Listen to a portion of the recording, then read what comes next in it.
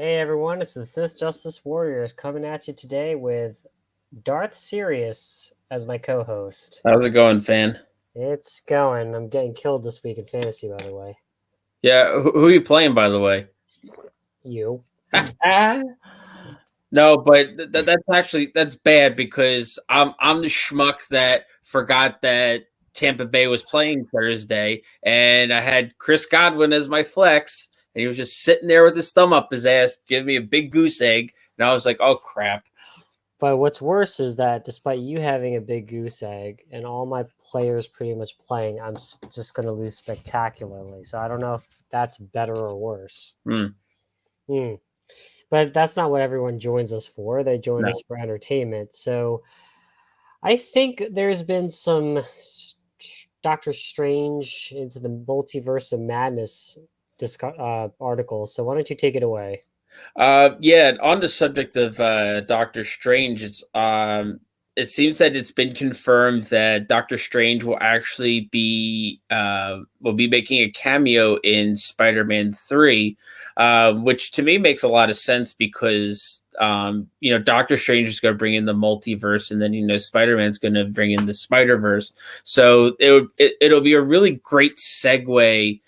Um, to dive into the bigger world of the multiverse. Like you could focus on the multiverse of Spider-Man and then kind of like broaden it with Doctor Strange. I mean, for me, I think Doctor Strange would be a better fit with Spider-Man. I think they would make a really good team. Um, and I think that Doctor Strange would be more of a better like figure because I feel like with Tony Stark, what they were trying to do is they tried to be too much of like a almost like a father figure for Tom Holland's Spider Man, and like sometimes it kind of got like a little like cliche sometimes, and I think like Doctor Strange has like that type of like personality to just kind of be like literally be like a mentor, and the reason why I think this is because few years ago, when I was like bored, I actually put on Disney.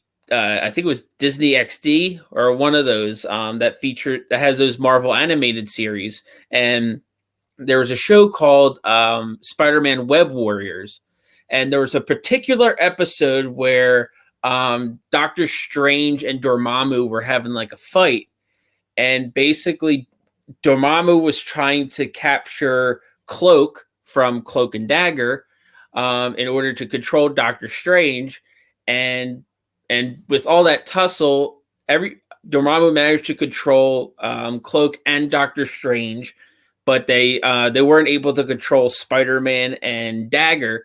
And Spider Man actually managed to take the Cloak of Levitation with the Eye of Agamotto and help save the day with Dagger, which I thought was really cool. So that was like the first time I really got to see like chemistry between the two, between a comic book and an animated series. So ever since then, and getting this news, I think it'll be a really good pairing. What do you think, fan? I guess it's fine. I think my only issue is you said it best is that there's always got to be this father figure, and Tony never seems to grow up. Mm, Um, I I mean, I think if the billing is to have Doctor Strange be your head Avenger or the one to carry your MCU, that's fine. But I, I guess it doesn't make me feel good that Peter Parker never seems to grow up. But that's just me. I think a lot of people like that Peter Parker, the please hold my hand, Mister XYZ. But it's well received for today's audience, and I guess I don't know if it's the bumbling male idiot is the big thing these days. Then so be it. That being said, I imagine though it'll be executed well because I've never disagreed with Tom Holland's execution of the portrayal of Peter Parker that they wanted. mhm. I do wonder when they're going to start bringing in Miles Morales because they've been itching to have Miles Morales and diversifying the MCU a bit in terms of the amount of characters that range from D level to A level characters. And Yeah. it's kind of funny that we've not sort of side topic is we've not heard anything about the X-Men, but we hear more about the same Avengers that we've had. Hmm. But maybe it's just Hollywood keeping things close to the vest. Maybe they're trying to reorg and just reassess. Who knows? Maybe they'll use the Disney Plus to gauge how much we really like these She-Hulk, the Miss Marvel, and Kate Bishop version of Hawkeye. Yeah, and it's interesting that you brought up Miles Morales because as much as I would like to see Miles Morales, like right now I know Andrew Garfield and Tobey Maguire in talks to return as Spider-Man and Spider-Man 3 from different multiverses, which is pretty cool. So we don't know if this is just going to be a one-off with them if they do end up signing.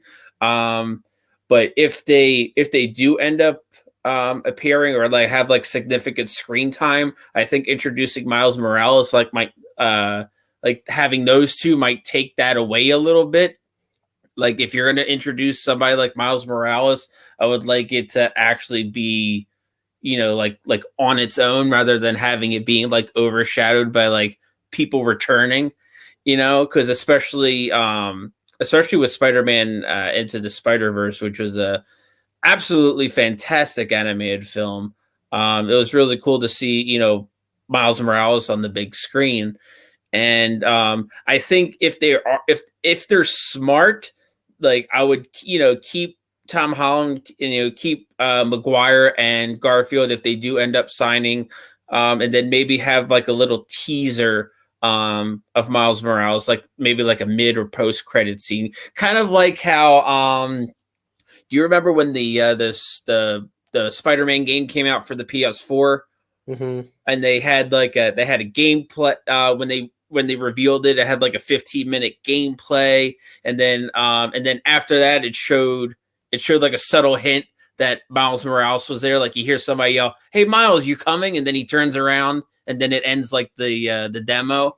Yep. That'd be cool if they had something like that, like just to kind of like give you like a little jab and say, "Hey, this is what we're doing. Keep an eye out for it." Yeah, they did hint Miles Morales was in the same universe when they I guess the guy who would later become the bad guy Prowler, who's the cousin I think of Miles Morales is there.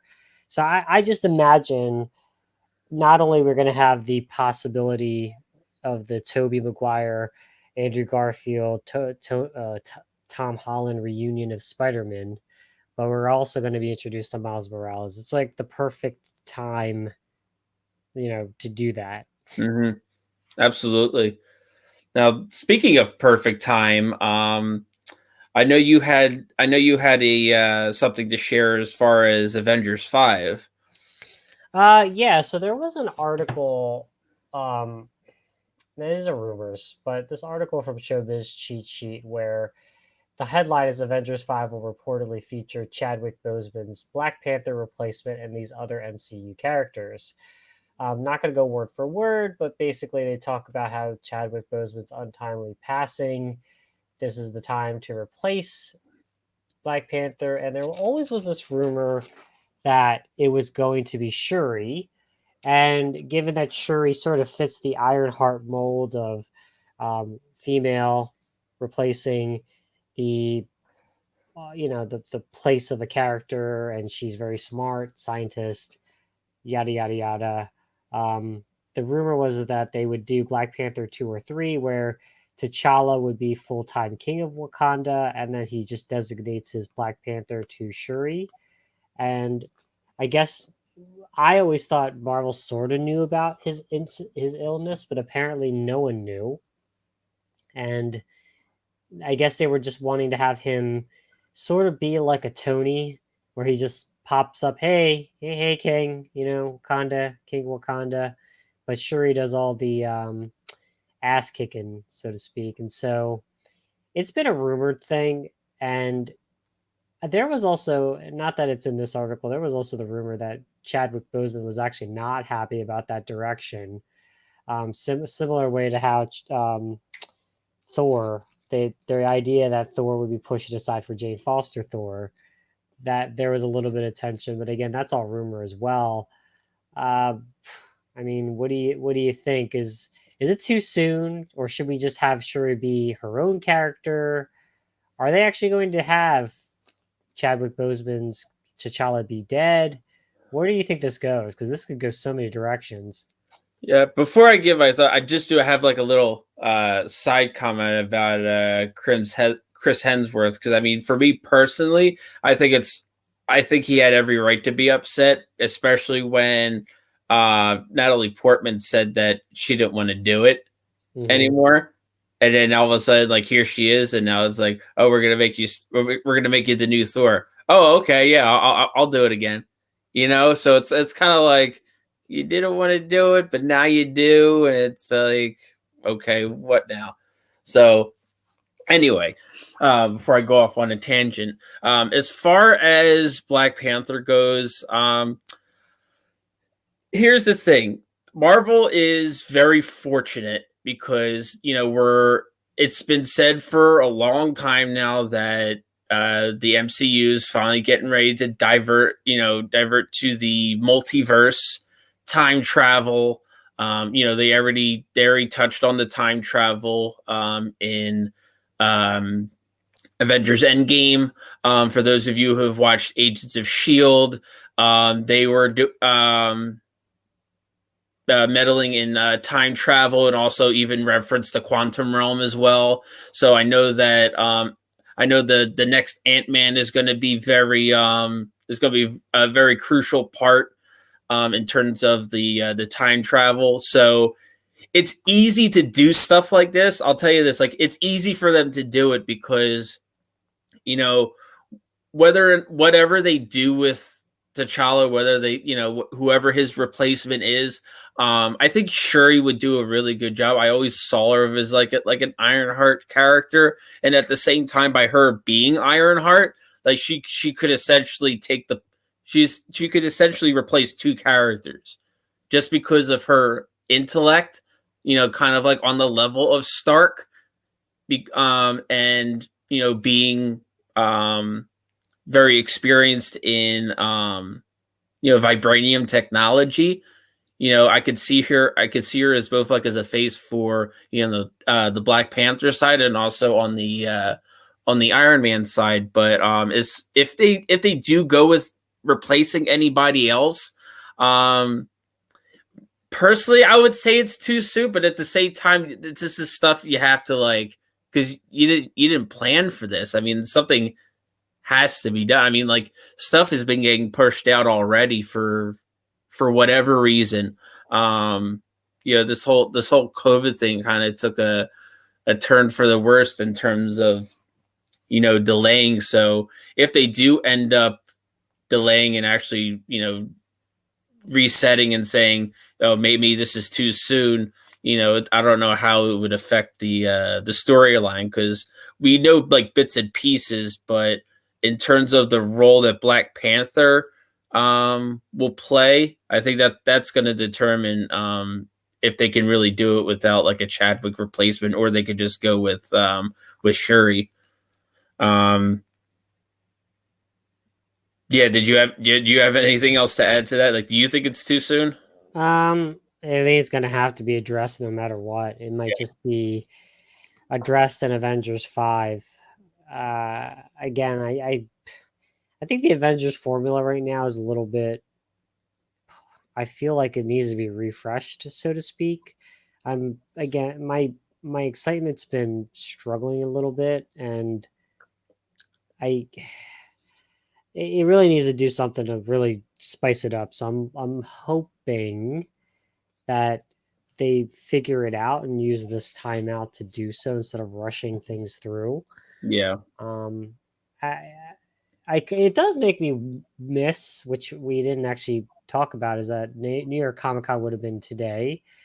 I know there are virtual events, but I really wish that there was some sort of announcement that they would have used today to just get people excited because it's very little, if any, to because you're waiting for, let's see, Black Widow is 2021. Everything else is pushed back. What is there left? You know what I mean? Mm-hmm.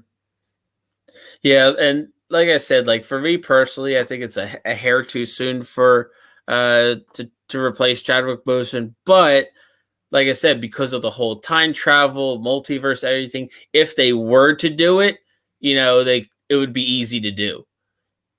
Mm-hmm. Like because they already have the whole multiverse thing, so it's kind of like with Black Widow. They killed off Black Widow in Avengers Endgame, but like I said, she could return, or they could also have what's her name, Florence Pugh, who I believe who played Yelena Belova Mm-hmm. in the upcoming Black Widow movie. I mean, we technically should have seen it by now. I'm still pissed off about that, but yeah, I'm really excited to see how that turns out. Mm-hmm. But yeah, let's see what happens. Like I said, I think Feige knows what he's doing. Like I said, I think the Infinity Saga was, if that was any testament to what they can do, especially going more into with time travel. I would like to see Kang the Conqueror. Mm-hmm. So if they could confirm Kang the Conqueror, that would be awesome. And then like that'll be a good peace of mind that I have full confidence that they know what they're doing. Hmm. Yep, I agree. I think we need something spice it up. So let's hope that Feige knows what he's doing. Um, any other fun thoughts to share, or what is it? What is the one thing you miss about this weekend that was Comic Con? Was it the panels? Was it the Go Artist Alley? I'm just actually realizing it just hit me that it's Comic Con weekend and we can't even do anything. You know what I Yeah, mean? I mean there's so much about New York Comic Con that I love. Like it's one of the most amazing experiences I've ever been a part of. It's really tough, but if I had to choose, I would probably say Artist Alley. Um, especially if there's any way to for that as proof, our first guest, Chrissy Chung. I ended up meeting her in Artist Alley. About 3 years back, and like she's one of like the nicest people. And you get to talk with these artists and get to know them, and it's like it's really great. Like they're just like us. They're just as passionate about it, and just being able to talk about it through our experiences and their work. Like it's really awesome. And I've also had the chance of talking with David Nakayama. um there's a lot of gifted artists there, known and unknown, that they're like their work is incredible. I mean, also, like, if it wasn't for the Artist Alley, I mean, I wouldn't really know that Tyler Kirkham arguably has drawn like the best Venom that I personally have ever seen. So if you guys like Venom, and if you like how he looks, look up Tyler Kirkham, and he does like a ridiculous Venom. And which also goes to say, in addition to Venom, he also does a good Carnage too. So, but yeah, I would definitely say Artist Alley, hands down. I agree with you on that. I think the thing I'll put as mine is that I guess putting your hat into something and winning random stuff. You know what I mean? Like Yeah, that is pretty cool. Yeah, like winning like panels and like free like signings. yeah, like how Olympia got Todd McFarlane to sign her stuff. Yeah. Um, And then I ended up winning. It was 3-1. It was Jim Lee, um, Scott Williams, and Alex Sinclair. yep, yep, that was fun. I don't think we won anything last year. I think that was because you both were lucky the year before. I remember that one. So adieu to New York Comic Con. Hope it comes back, but it's going to be very interesting to see how government allows gatherings of such nature in a small enclosed space, even though that convention center is not really small, but Yeah. it does feel small. Yeah, I'm curious to see what they do with because there's another big one that even Nakayama himself says that is such a great con is the Emerald City Comic Con, which I believe is in Seattle.